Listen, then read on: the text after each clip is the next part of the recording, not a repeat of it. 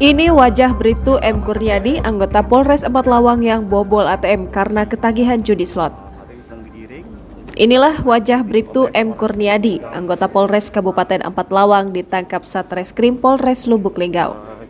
Polisi berpangkat Brigadir 2 ini ditangkap karena menjadi dalang kasus pembobolan mesin anjungan tunai mandiri atau ATM di Pengadilan Agama Lubuk Linggau, Sumatera Selatan. Warga desa 3A Mekarkaya, Kecamatan Tebing Tinggi, Kabupaten Empat Lawang ditangkap di rumahnya. Saat pers rilis di Polres Lubuk Linggau, M. Kurniadi mengaku nekat membobol ATM karena terjepit hutang dan ketagihan judi online slot.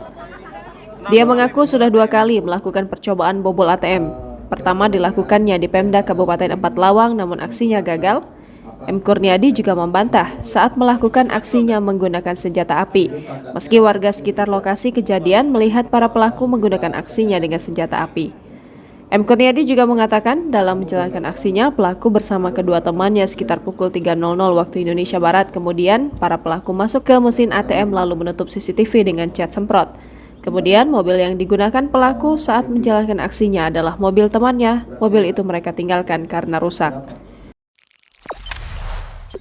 Jangan lupa subscribe, share, komen, dan like ya!